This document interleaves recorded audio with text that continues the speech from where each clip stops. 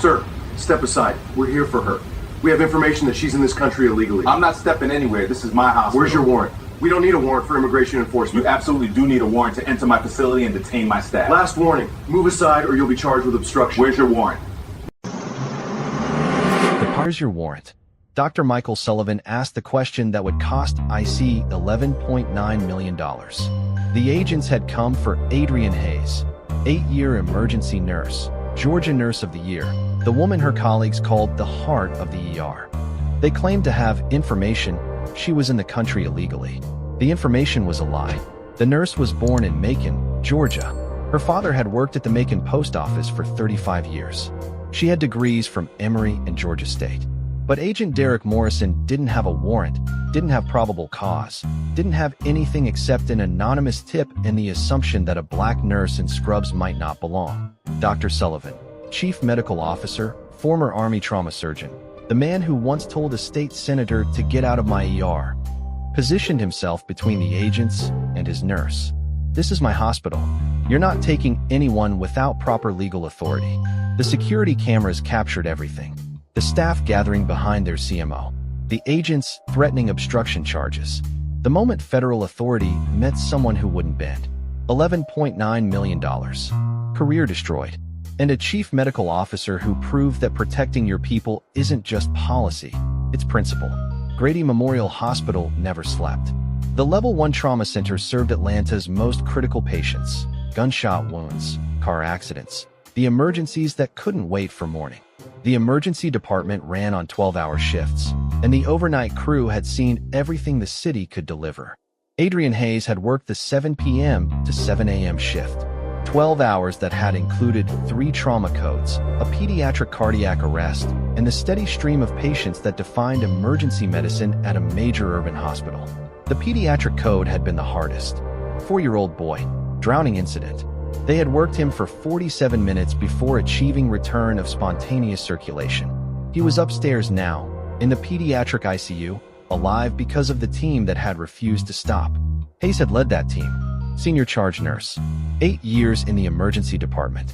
The certifications that proved her expertise, CEN, TCRN, hung on her wall at home, next to the Georgia Nurse of the Year plaque from 2022.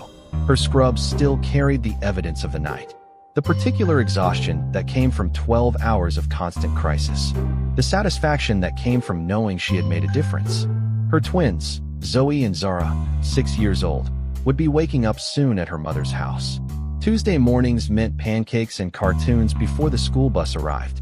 Hayes would sleep for a few hours, then pick them up, hear about their day, pretend she wasn't exhausted. Single motherhood and emergency nursing required a particular kind of strength. Hayes had found it in the same place her parents had found theirs, in faith, in family, in the knowledge that hard work meant something. Her mother had taught elementary school in Macon for 30 years. Her father had sorted mail at the Macon post office for 35. The Hayes family understood service. They understood showing up. Adrienne had shown up every shift for 8 years. Never late, never absent without cause. The nurse her colleagues called when cases got complicated, when patients got difficult, when the night seemed like it would never end. The heart of the ER. That's what they called her. Not because she was soft. Emergency nurses couldn't afford softness, but because she cared in ways that patients remembered. She was walking toward the emergency department exit at 6:47 a.m. when she noticed the 2 men approaching. Olive tactical vests, 10 cargo pants, black boots, ice insignia visible on their shoulders. They were walking directly toward her. Hayes paused. The automatic doors were 10 feet away. Freedom was 10 feet away. Her car in the parking garage. Her mother's house. Her daughter's. The men stopped in front of her. Adrienne Hayes? Yes. We need you to come with us. Adrienne had shown up every shift for 8 years. Never late. Never absent without cause. The nurse her colleagues called when cases got complicated, when patients got difficult, when the night seemed like it would never end. The heart of the ER. That's what they called her. Not because she was soft. Emergency nurses couldn't afford softness, but because she cared in ways that patients remembered. She was walking toward the emergency department exit at 6:47 a.m. when she noticed the 2 men approaching. Olive tactical vests, 10 cargo pants, black boots, ice insignia visible on their shoulders. They were walking directly toward her. Hayes paused. The automatic doors were 10 feet away. Freedom was 10 feet away. Her car in the parking garage. Her mother's house. Her daughter's. The men stopped in front of her. Adrian Hayes? Yes. We need you to come with us. Chapter 2. The Entrance. 650 words. Agent Derek Morrison positioned himself between Hayes and the exit doors. His partner flanked to the right, the formation that would provide a second angle on everything that followed. Ma'am, we have information that you're in this country illegally. We're going to need you to come with us for processing. Hayes stared at him. The words didn't compute. Couldn't compute.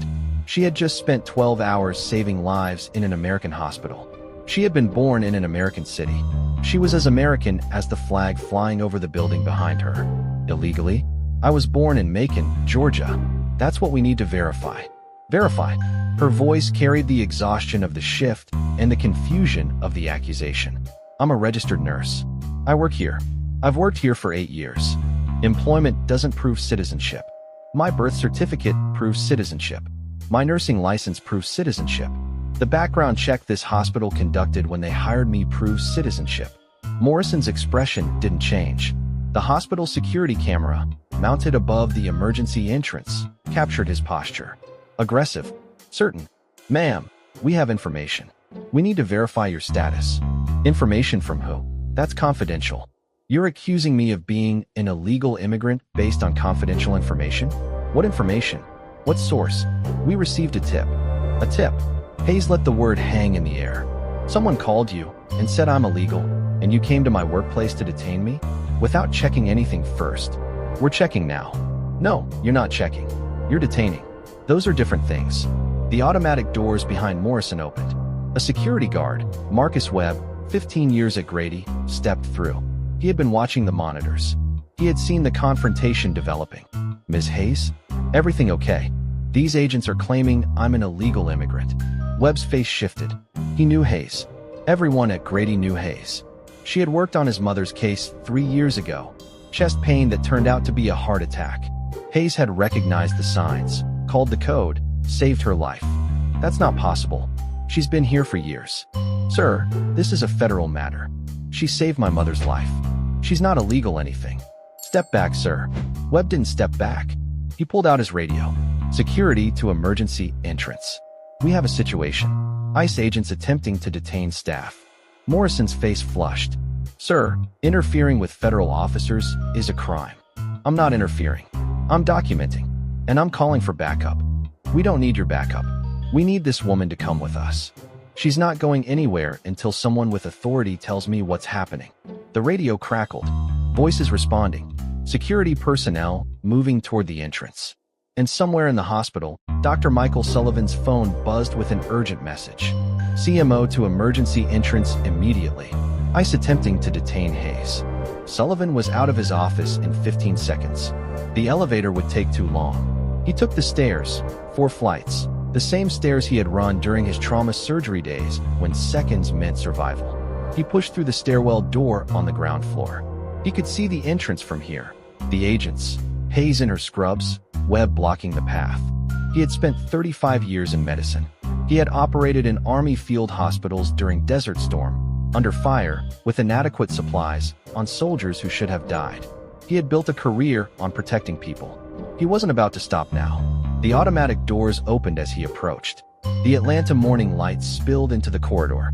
What exactly is happening here? Dr. Michael Sullivan stepped through the emergency entrance with the authority of someone who had commanded medical teams in war zones. 61 years old. Silver hair cropped short. White coat over a charcoal blazer and black slacks. The presence that had made surgeons, senators, and now federal agents reconsider their choices. I asked a question. What is happening here? Morrison turned.